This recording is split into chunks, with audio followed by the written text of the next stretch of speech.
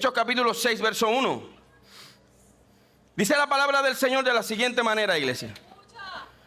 En aquellos días, al aumentar el número de los discípulos, se quejaron. Diga conmigo, se quejaron. Los judíos de habla griega contra los de habla hebrea, de que sus viudas eran desatendidas en la distribución diaria de los alimentos.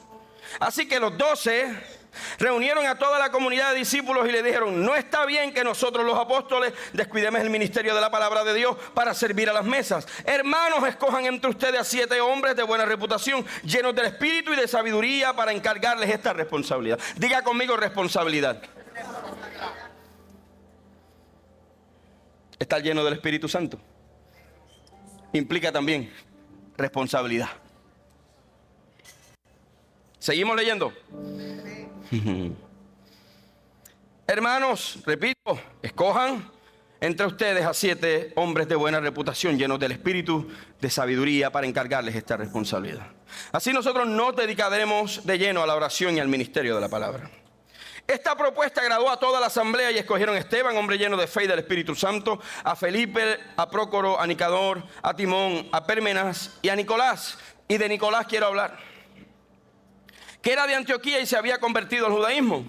Y los presentaron a los apóstoles, quienes oraron y les impusieron las manos. Y la palabra de Dios se difundía, el número de discípulos aumentaban considerablemente en Jerusalén, e incluso muchos de los sacerdotes obedecían la fe. Pero aquí es donde se complica todo, verso 8 en adelante, arresto de Esteban.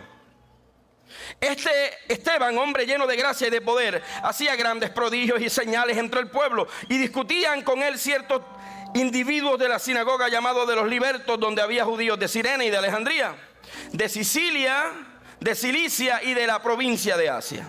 Como no podían hacer frente a la sabiduría ni al espíritu con que hablaba Esteban, mire bien, no podían hacer frente a la sabiduría y con el espíritu que hablaba Esteban. Hay gente que habla con mucha teología, pero vacía del espíritu.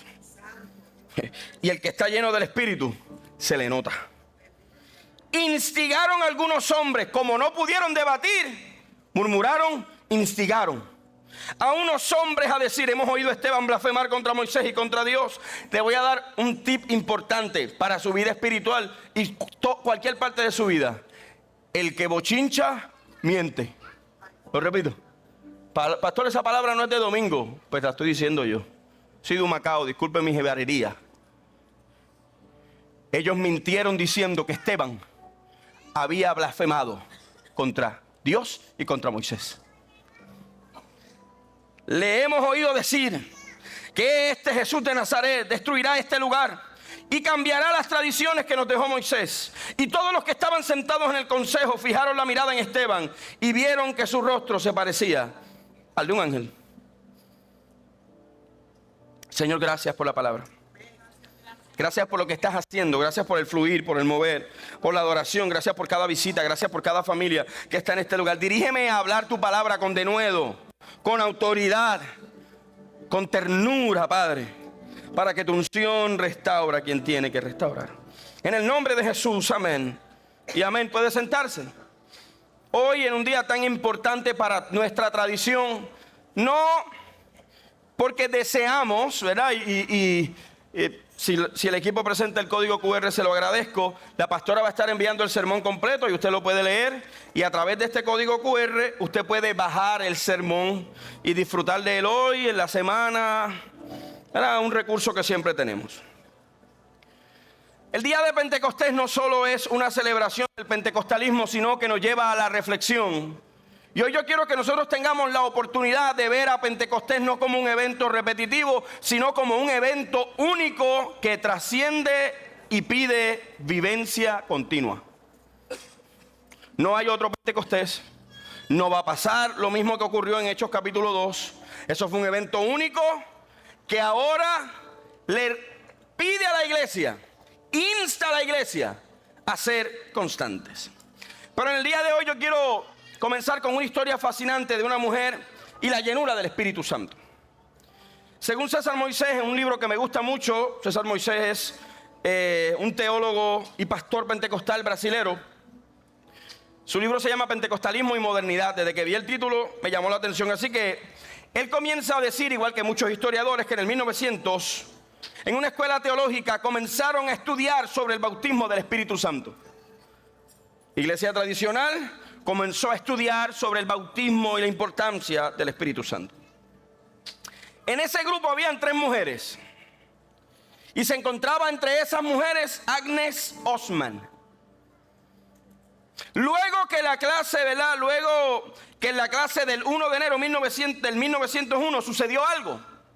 La hermana Osman, por lo que había aprendido, le pidió al director del seminario teológico, no le pidió una clase mejor, no le pidió que le enseñara a hablar griego, no le pidió que le enseñara a hablar hebreo ni al proceso hermenéutico, sino que esta mujer, Agnes Osman, le pidió al director Parham lo siguiente: quiero que ores por mí y me impongas las manos, porque yo quiero recibir el bautismo del Espíritu Santo.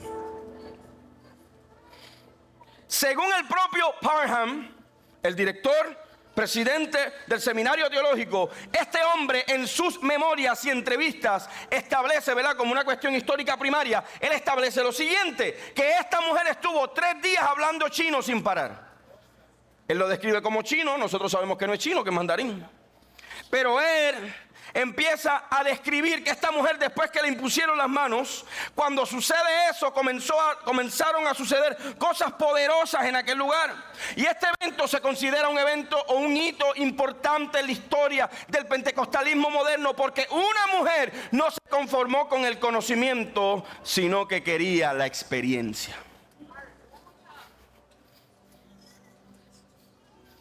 Y yo quiero hablar de eso. Hay gente que quiere ser maestros de todo y estudiantes de nadie. Y la vida cristiana no es así. El conocimiento es importante. Y hay gente que quiere enseñarle a todo el mundo cómo hacer, cómo poder hacer, pero no son estudiantes de nadie. Y nos olvidamos de que el proceso bíblico es ser discípulos para ser discípulos. Y esta mujer cambió la historia porque tuvo hambre. Diga conmigo, hambre, sed del Espíritu Santo. Y en este tema del pentecostalismo, este evento del 1900, hay un motivo que quiero trabajar desde el punto de vista de 2 cosas principales. El pentecostalismo y el mover del Espíritu puede convertirse en un eslogan o puede ser vivencia. Mire, hermano, hay mucha gente sacándole dinero a esto del Espíritu Santo, monetizando, creando podcasts, diciendo locuras y haciendo locuras, creando canciones que no son bíblicas, que no tienen absolutamente nada que ver con la palabra del Señor. Y a mí me da a veces vergüenza cómo algunas personas quieren usar los dones para impresionar al mundo. Yo creo que cada uno de nosotros, o la mayoría, vio lo que ocurrió hace algunos días en el Senado de Puerto Rico, donde una senadora, para manipular, dijo: no estoy hablando yo, está hablando Dios, y dijo 2 o 3 lenguas allí de mentira. Pues yo quiero decirle algo. Ella no es una pentecostal, no nos representa, y lo que hizo no fue el Espíritu Santo. No importa que sea del PNP, del Partido Popular, del Partido Proyecto Dignidad o del Partido Independentista o de la Alianza, el poder del Espíritu no está en manos de ningún político. El poder del Espíritu está en la iglesia. Así que hoy yo quiero que pensemos si esto es una realidad o es un eslogan, el poder del Espíritu, cómo se mueve. Pero hoy yo quiero que también nosotros pensemos en qué significa la frase eslogan o eslogan, ¿verdad? Ya se puede utilizar esa palabra. Y según Taylor Brand dice lo siguiente: que un eslogan destaca lo que hace una empresa, hace hincapié en un valor o característica. ¿Qué eslogans son muy conocidos hoy? Estos pueden ser una parte importante de la identidad de su marca. Por ejemplo, I'm loving it. ¿Alguien sabe qué es eso? McDonald's. Si usted escucha I'm loving it, usted no va a pensar jamás y nunca en Burger King. Usted siempre va a pensar en los arcos dorados. No importa donde usted esté en el mundo, si usted ve los arcos dorados, usted sabe que están hablando de McDonald's. Y mire, hermano, cuando a veces estamos en viajes misioneros, que ya llevamos 2 semanas comiendo comida que no se parece a la de nosotros, cuando usted ve esos arcos dorados, usted ve la gloria de Dios, ¿verdad? y lo único que se piensa es un Big Mac. Pero hay otro eslogan que a nosotros también nos va a llamar la atención, es Just Do It. ¿De quién estamos hablando? Nike. Solamente hazlo. Así que sin importar si usted ve o no la marca del tenis, si usted está a lo mejor lejos escuchando y sale un anuncio que dice Just Do It, aunque usted no entienda lo que diga, usted sabe que están hablando de Nike. Y estas frases son casi tan representativas como los arcos dorados, a lo mejor como la hamburguesa que usted ve que dice Burger King, que ahora la volvieron a traer a lo clásico. No sé si ahora, Enrique, no sé si es una cuestión de branding ahora que están volviendo a lo vintage o a lo viejo. A mí me parece que hay muchas empresas que están regresando a eso. Pero pensando en un eslogan, en esta idea que tenemos, ¿acaso no vivimos en la generación que dice ser cristiana? Y somos cristianos y somos creyentes. Y ese es nuestro eslogan. Yo soy cristiano. Yo soy creyente. Pero yo creo que Dios quiere más que un eslogan, una vivencia. Aleluya. Cuando yo le releo la historia de la hermana Agnes Ostman, veo lo siguiente. Además del poder derramado, además de la unción, yo puedo ver que la enseñanza generó conocimiento y entonces el conocimiento se volvió como leña en el fuego. Ella no tuvo una experiencia primero. A ella nadie le habló, a ella nadie le profetizó. Ella estaba sentada en un salón de clase, siendo capacitada teológicamente, siendo discipulada, y allí conoció y luego tuvo hambre. Nosotros vivimos en la generación de los viajes misioneros, en la generación de la justicia social, y no nos hemos dado cuenta que en este momento de la historia, en los Estados Unidos, los negros y los blancos no se podían congregar en un mismo lugar. Y había un montón de gente haciendo proclamaciones de justicia social. Y la justicia social no es un problema. Yo creo que la justicia bíblica es fundamental en la palabra de Dios.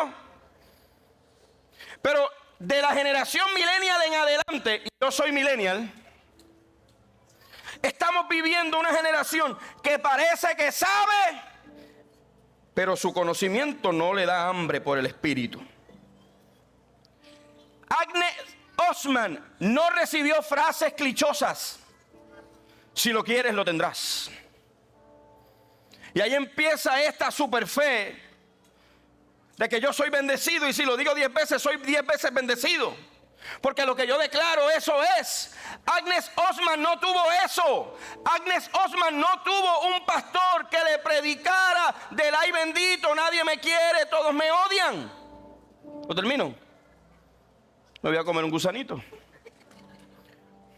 ¿No? Agnes Ostman escuchó que la Biblia decía que el Espíritu Santo había bautizado a un grupo de gente. Y yo no me voy a prestar para ser el pastor de los clichés y de los eslogan baratos y vacíos. Yo voy a seguir predicando la palabra del Señor, cueste lo que cueste. Punto. En aquella escuela de teología, Ostman quiso pasar del conocimiento a la vivencia. Y hoy, mientras recordamos esa efusiva, gloriosa, ¿verdad? Ese poder que ocurrió allí, yo quiero que nos fijemos y le demos una mirada al capítulo 6 de Hechos. Pastor, si es día de Pentecostés, nosotros tenemos que hablar de Hechos capítulo 2. Pero hoy yo no quiero hablar solamente del evento, quiero hablar de los resultados del evento. Nosotros nos enfocamos demasiado en Hechos capítulo 2, que es importante, pero cuando nosotros empezamos a leer todo el libro de Hechos, nos vamos a dar cuenta que aquella gente no eran monguitos. ¿Está conmigo? No. Era gente firme. ¿Por qué eran firmes? Porque aquella gente estaba siendo perseguida. ¿Usted cree que Esteban era la personalidad o el influencer de Jerusalén? No. Esteban estaba siendo perseguido por la causa de predicar el evangelio. Aquella gente no eran los aplaudidos, no eran guapos, los cristianos están llenando el choli, qué lindo. Me van a entrevistar ahora en un podcast porque soy cristiano. Hermano, sí, eso es lo que estamos viviendo hoy en día. Gente con conocimiento, pero sin vivencia. Como congregación, especialmente para la generación millennial en adelante, que nos acompaña, que tiene entusiasmo en lo auténtico, en lo relevante. Hechos capítulo 6 es más que un simple relato histórico, es un modelo vivo de cómo el Espíritu Santo está obrando en medio de los desafíos y las necesidades de la iglesia. La iglesia va a tener desafíos, pero es el Espíritu quien nos capacita para enfrentarlos. Mira, hermano, el eslogan cristiano de hoy, los eslogan, es el eslogan de los milagros. Pediste por un milagro y Dios te lo dio.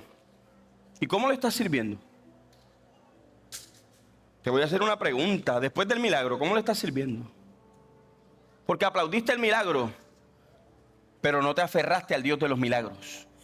Amaste su obra, pero no el compromiso con su obra. ¿Usted está conmigo? Hay una realidad del crecimiento y los desafíos de la iglesia. La iglesia primitiva en Jerusalén estaba experimentando un crecimiento incalculable. Fue un avivamiento poderoso. La gente estaba llena del Espíritu. Miles de personas se sumaban cada día. Pero el crecimiento vienen también las complejidades, el proceso. Hechos capítulo 6 nos dice que en aquellos días, como crecía el número de los discípulos, ¿hubo qué? Murmuración. ¿Esto es Pentecostés? Si el Espíritu Santo está con nosotros, ¿por qué la gente está? Pero esta gente no está llena del Espíritu. Hubo murmuración porque las viudas estaban siendo desatendidas. Había un problema de hambre, había un problema social en aquel lugar. El hambre es un problema social, no es un problema espiritual. ¿Cómo repartimos los bienes? ¿Cómo trabajamos con la gente? ¿Hay generosidad? ¿Estamos sembrando? ¿Estamos dando? ¿O somos, como bien decía el pastor, dame y no podemos dar? La murmuración en aquel entonces fue una situación que generó reunión. Yo quiero que tú entiendas que a menudo el crecimiento trae consigo nuevas pruebas. Cuando tú no estás incómodo, no estás creciendo. Si tú le preguntases a lo mejor a los papás de los que tienen niños de 2 a 5 años, tienen que estar todo el tiempo comprando ropa. Pero si te acabo de comprar ropa el mes pasado y ya esos pantalones te quedan brincacharcos. ¿Por qué? Porque el niño está ¿qué? Creciendo.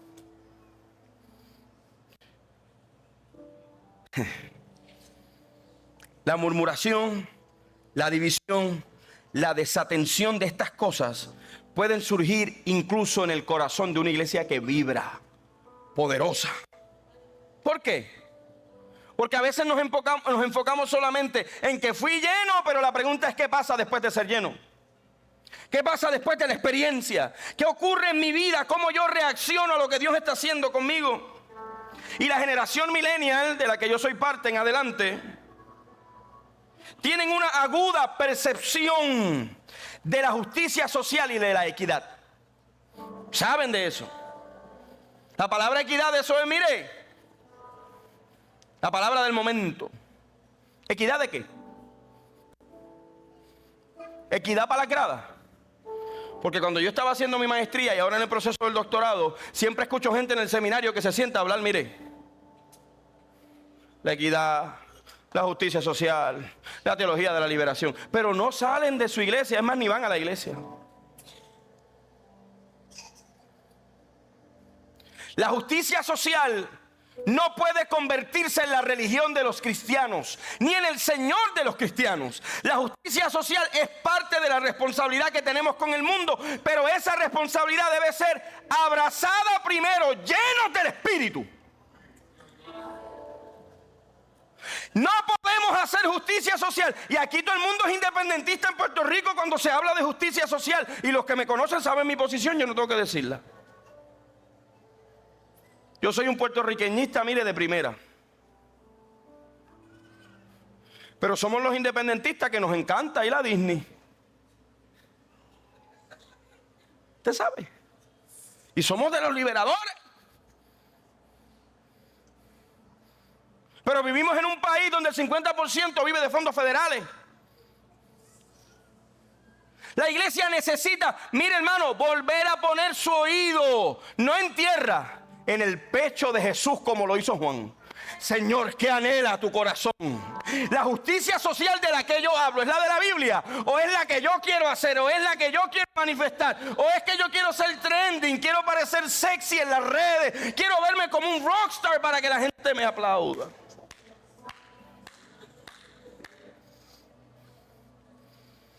Hay una tensión tremenda entre lo espiritual y lo tangible. Hay tensión. Pero generalmente nosotros estamos buscando comunidades de fe auténticas donde nadie sea dejado atrás. Y esa es una expresión, ¿verdad? Nadie puede estar, mire, atrás. Y hablan mucho de justicia y de amor, pero sus tenis cuestan 4 veces lo que paga alguien de la luz. Y tenemos predicadores y predicadoras que ya no parecen pastores ni pastoras. Que su ropa lo que demuestra es que hace tiempo está lejos del Espíritu Santo. Y mire hermano, usted puede comprar lo que usted quiera. Yo no estoy juzgando, yo no estoy diciendo que eso es pecado. Lo que yo quiero decir es que no podemos hablar de justicia social y hablar de un montón de cosas, pero vivir como pachás pareciendo reyes. Usted aquí no es rey, el rey es él.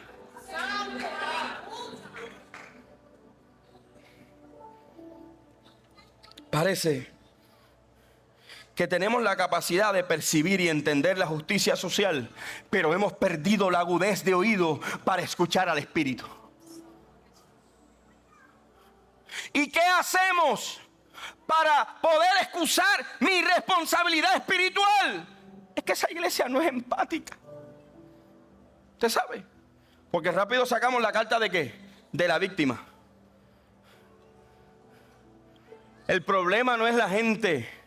El mayor problema de tu vida eres tú. Soy yo. Soy yo el que me tengo que rendir. Soy yo el que tengo que aceptar la responsabilidad. Soy yo el que tengo que aceptar el llamado. Soy yo el que tengo que humillarme. La Biblia dice, humíllense. Dios no tiene que humillarse ante mí para yo poder seguirlo. Él nos pide que nos humillemos primero. Tenemos la responsabilidad, jóvenes, iglesia que estamos aquí, de pasar del eslogan a la vivencia. Debemos volver al mensaje simple del poder del Espíritu. No somos llenos para lucir la perfección cristiana. Y yo sentarme en mi oficina pastoral y escuchar tantas historias de gente que parecen espectaculares en las redes sociales.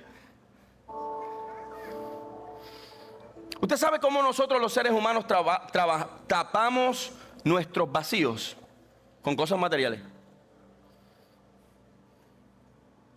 Donde comemos, lo ponemos en las redes sociales. Si viajamos, lo ponemos en las redes sociales. Si vamos aquí, si compramos una ropa, si queremos enseñar las tenis, si queremos, usted sabe, ¿verdad? ¿Cómo es que ustedes se graban? Outfit check.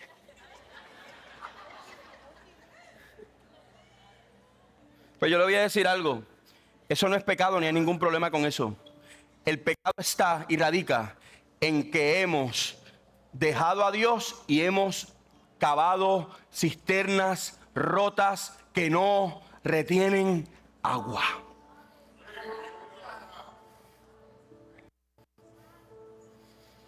Aleluya. El Dios de la Biblia es el que sabe en la atención de los problemas.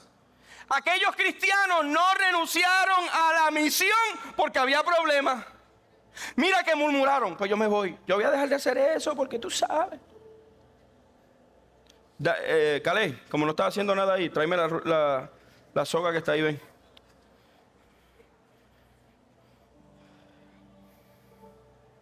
Vivir. Súbete, ¿para dónde va? Vivir aferrado. Amárrate. Hazme ese favor. Sí, amárrate. De la cinturita. Significa sujeto firmemente. Eso significa aferrar. Y hay gente que se aferra al dolor. Al dolor. ¿Usted ha conocido a esa gente? Que cada vez que usted le hablan del pasado. ¿Qué es lo que me hicieron? ¿Y usted sabe qué? La Biblia dice que el Espíritu del Señor no contenderá para siempre con el hombre. Pero el problema de nuestra generación millennial es que queremos algunas partes de la Biblia, pero no completas. Queremos eliminar la palabra responsabilidad. Queremos eliminar la palabra sean constantes. Queremos eliminar la palabra velen con temor y temblor su salvación. Queremos eliminar congréguense. Eso lo queremos eliminar. Porque ¿qué queremos? Poder. Yo quiero poder. Y pareciese que el Espíritu Santo nos ha soltado. Muévete, Caleb. ¿Verdad? Y yo sé que aquí hay mucha gente de la comunidad de nuestros hermanos dominicanos y dominicanas, ¿verdad? Y parece que nos han soltado en banda. ¿Tú sabes? Se mueve. Pero estar aferrados implica amarrarnos. Y a veces nosotros estamos haciendo lo que nos da la gana, como queremos. No es que yo manejo la iglesia, porque yo tengo una maestría en divinidad, tú sabes, porque yo hablo griego. Yo hablo hebreo y Dios tiene que hacer lo que yo diga. Porque yo fui al seminario y Dios ahora es mi esclavo. Dios es el genio de Aladino. Porque es que yo soy maestro de escuela bíblica. Es que yo tengo la agenda llena. Es que yo he predicado en tantos países. Yo he hecho 60 viajes misioneros. Y el Espíritu Santo diciéndonos, sigue creyéndote que te puedes seguir haciendo lo que tú quieras. Yo creo que a nuestra generación le llegó el tiempo, mire, de que Él quiere tensar la cuerda. Para volvernos a decir, parece que tú tienes libertad, pero tú decidiste ser mi esclavo por amor. Por lo tanto, tú vas a caminar hacia donde yo camine.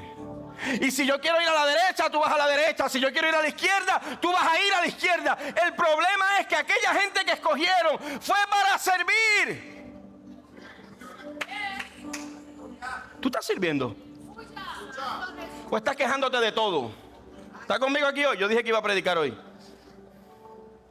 ¿O estás quejándote de todo, de lo que se hace, de lo que no se hace, de lo que puede, de lo que no puede? Pues sabes que pareciese que Dios está, mira, pero yo creo que el Espíritu Santo va a jalar la rueda, la soga, y nos va a decir, o es a mi manera o no se hace. Porque la Biblia dice que Él no comparte su gloria con nadie. ¿Qué es estar aferrado? Y mire hermano, y yo soy un fanático de nosotros poder contextualizar el culto. Y ponemos las danzas, y ponemos la batería, y todo lo que podamos. Gloria a Dios por eso. Son instrumentos, herramientas que tenemos. El problema es que le hemos puesto tantas cosas al culto que hemos esquineado al Espíritu. Quédate ahí. Cuando yo vaya a creerme, porque ahora yo escucho a los teólogos muchos diciendo, no, es que me sale el Pentecostés. A mí no me sale el Pentecostés. Yo soy pentecostal. Esto no es la cuestión del culto. El Espíritu Santo nos está diciendo, ustedes escuchan mucho podcast, pero llevan mucho tiempo sin escucharme a mí. Ustedes leen muchos libros, pero llevan mucho tiempo sin humillarse, sin arrepentirse, sin decirme, aquí estamos, Señor.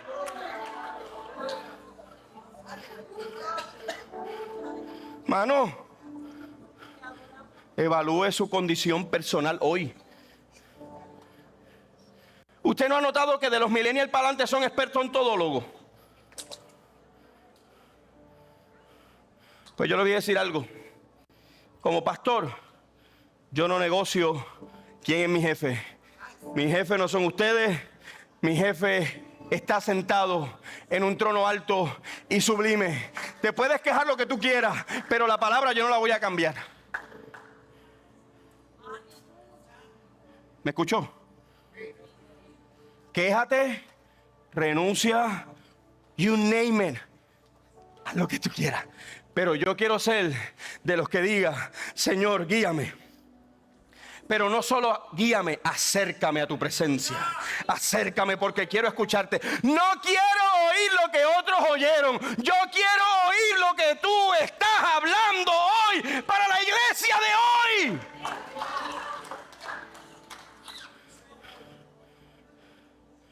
Gracias, Karen.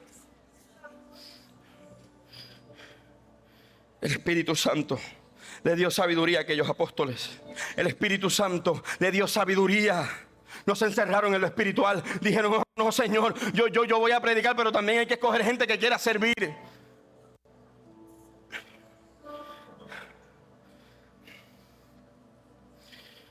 Entendieron que el Espíritu Santo nos da dones y discernimiento para organizar de manera eficiente y justa su iglesia. Para nosotros esto significa reconocer y valorar los diferentes ministerios. Mi ministerio no tiene que ser igual al de Radamés para yo valorarlo. Mi ministerio no tiene que ser igual al de X o Y para entonces yo decir, me gusta ese ministerio. Es que Dios no te está pidiendo tu opinión. Dios no necesita asesores. En su corte, Él es el rey.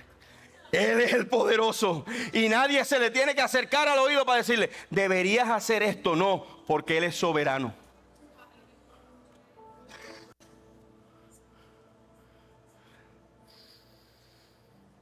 Necesitamos, y me lo aplico como pastor, buscar gente que quiera servir en la iglesia, pero que primero está llena del Espíritu Santo. Eso es lo que yo estoy aprendiendo. Llena del Espíritu. También tenemos que aprender a priorizar lo esencial. Los apóstoles entendieron su llamado, la oración y la palabra. Pero los apóstoles dijeron, hay que crear un sistema donde se atiendan las crisis del pueblo. Escuche bien. El resultado de esta decisión fue extraordinario. Y dice la Biblia, y crecía la palabra del Señor, y el número de los discípulos se multiplicaba grandemente en Jerusalén. Muchos de los sacerdotes obedecían la fe. ¿Qué pasó con la iglesia? La iglesia floreció. ¿Por qué? Porque la gente estaba en los conciertos. La gente fue al seminario. No, la gente fue a servir. A darle comida a las viudas. A acompañar los que tienen hambre. ¿Qué dice la Biblia de Esteban? Que estaba lleno de ¿qué? Del Espíritu Santo. Hacía prodigios. Pero eso le costó la vida. Y yo quiero que nosotros podamos hoy incorporar este proceso de servir al Señor. Servir al Señor nos cuesta vida. Nos cuesta tiempo. Pero el problema es que nosotros queremos servir al Señor con lo que nos sobra. Con lo que podemos. A ver si puedo. A ver si puedo. De Esteban no se dice que fue un gran predicador, pero se dice que sirviendo comenzó a ser usado. El problema es que nosotros queremos al revés. Primero ser usados para luego servir. Ser usados para luego servir. Y esto nos enseña algo hermoso, amada iglesia. El Espíritu Santo no está encasillando los dones. ¿Y sabes qué yo estoy orando? Para que el Espíritu Santo despierte a la gente menos capacitada. Los que parecen menos sabios, menos inteligentes. Esos son los que yo quiero. Porque los inteligentes dan problemas. Los sabios dan muchos problemas. Porque se creen que pueden decirle al Espíritu cómo hacer las cosas. Por eso la Biblia dice que de lo vil y menospreciado saca a Dios. Pues ¿sabe qué? En esta iglesia son bienvenidos los inmigrantes. En esta iglesia no vamos a entregar a ni uno. En esta iglesia ICE no tiene entrada. Porque aquí nosotros no dividimos la gente por su nacionalidad. Es que todos han sido llenos del Espíritu y han sido llamados a ser el pueblo de Dios.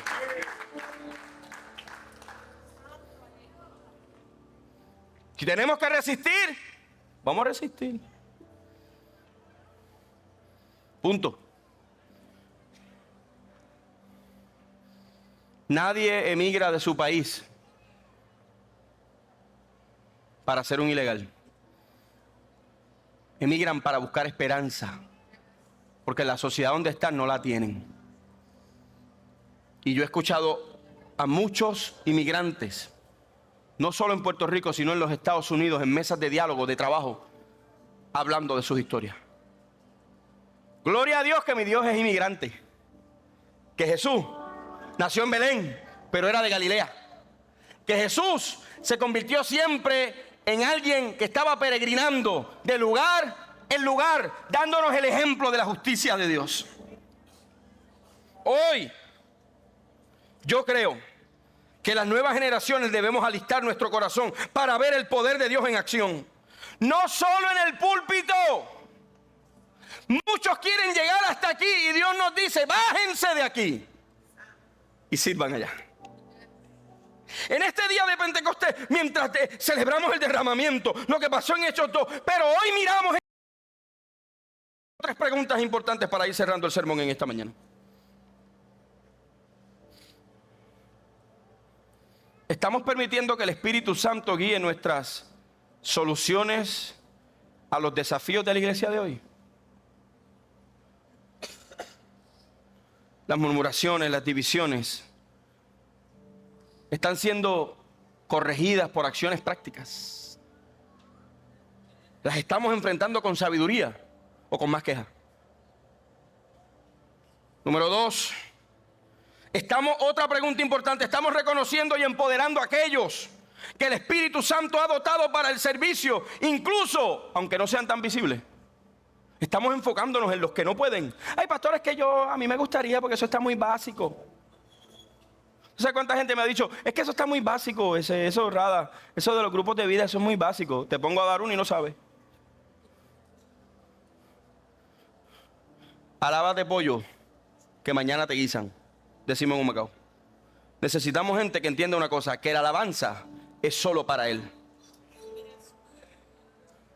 Es solo para Él. Estamos priorizando como los apóstoles la oración y la palabra. Estamos permitiendo que el Espíritu nos nutra y nos dirija en todo lo que hacemos. Las nuevas generaciones, estos niños que ustedes ven por ahí de vez en cuando que lloran, que brincan, que saltan, gloria a Dios porque en esta casa se escucha de vez en cuando un niño llorar. Eso me da esperanza a mí. ¿O estás priorizándote a ti mismo? ¿Qué es priorizarte a ti mismo? No es que debo estar 100% completo, perfecto. ¿Usted sabe? Porque empezamos con estas frases vacías de la Biblia. ¿Usted se cree que Esteban estaba contento? ¿Usted se cree que Esteban no tenía miedo que lo iban a apedrear, que lo estaban enjuiciando? ¿Usted cree que esta gente que estaba sirviendo, y mire, de esos 7, Nicolás, que dice la palabra, uno creó una secta que se llaman los Nicolaitas y se convirtió en un hereje de la iglesia. De los 7 diáconos. Una herejía que planteaba que que Jesús no era 100% Dios y que era solo espíritu. Una locura. El servicio nos hace poner los pies en tierra y nuestro oído en el corazón de Dios. El Espíritu Santo no solo nos da las lenguas para hablar, sino también la sabiduría para organizar, para discernir, para delegar, para poder servir. Y quiero cerrar diciendo, mi amada iglesia, que la vivencia pentecostal hoy nos llene de tal manera que no solo hablemos de su poder, que lo vivamos. ¿Usted sabe dónde el poder de Dios se manifiesta? Cuando eres un padre y una madre responsable con tus hijos. ¿Usted sabe cuándo el poder de Dios se manifiesta? Cuando somos esposas y esposas, cónyuges, que somos responsables en nuestro matrimonio en casa. Ahí también hay poder de Dios. Hay poder de Dios cuando nos responsabilizamos de nuestras finanzas y somos buenos administradores y trabajamos todo de tal manera que podamos honrar a Dios. Y no estoy hablando de diezmo y ofrenda. No confunda lo que le estoy diciendo. El Espíritu Santo, el que nos llena, está queriendo que vivamos ese poder en cada aspecto de la vida personal y de la iglesia. Para que la palabra de Dios crezca en la gente. Pero finalmente, para que Cristo sea glorificado. Lo repito, el trabajo de Esteban, después de Pentecostés, después de la vivencia, después de pasar del eslogan, después de ponerse, mire, después de ponerse en peligro. Si es peligroso, no lo haga. Servir al Señor a veces es peligroso. Es peligroso para nuestros sueños. Es peligroso para nuestros objetivos de vida a veces. Porque Dios los toma como si fuera un gran globo y con un pedazo pequeñito alfiler, ¡pap!, y lo rompe. Pero ese Dios que rompe el globo también es tierno y nos dice al oído: déjame llenarte. Déjame vaciarte de tu ego y déjame llenarte de mi presencia. Déjame vaciarte de tus sueños y déjame poner mis sueños en ti. El llamado hoy es pasar del eslogan a la vivencia, del conocimiento al hambre del Espíritu. Vaya poniéndose de pie en esta hora.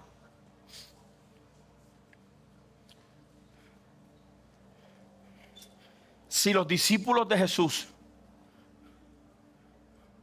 se hubieran aferrado al dolor de la pérdida en la crucifixión de Cristo, no hubiera Hechos 6, no hubiera Hechos 7, no hubiera Hechos 8, no hubiera Hechos 9, no hubiera Hechos 10, no hubiera Primera de Corintios, no hubiera Segunda de Corintios, no hubiera Efesios.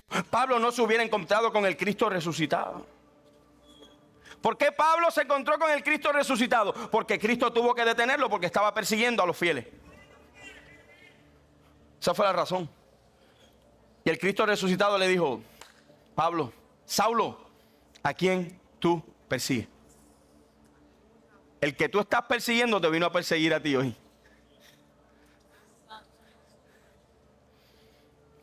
En este domingo de Pentecostés yo creo que tenemos una buena razón para decirle: Señor. Y yo quisiera que todos los millennials levanten la mano. Los millennials, levanten la mano los millennials. Muy bien. ¿Ves? Levanten la mano. Cuidado por ahí que veo gente que no, pero está bien, los voy a perdonar por hoy. Está bien, dale. Usted sabe que necesitamos, jóvenes. Iglesia. Volver al Espíritu. Y volver al Espíritu es más que el culto. Es que ese culto yo me lo llevo a casa. Yo me lo llevo al trabajo. Yo me lo llevo al lugar donde estoy cotidianamente. Y hoy yo quiero cerrar este sermón dándole gracias a la gente que se conecta. Gracias por estar con nosotros. Si tienes alguna petición, envíala. Queremos orar por ti. Queremos bendecirte. Y en nuestra casa está agradecida de que tú hayas seleccionado, de poder haber consumido tantas cosas, decidiste consumir este contenido. Gracias por estar aquí con nosotros.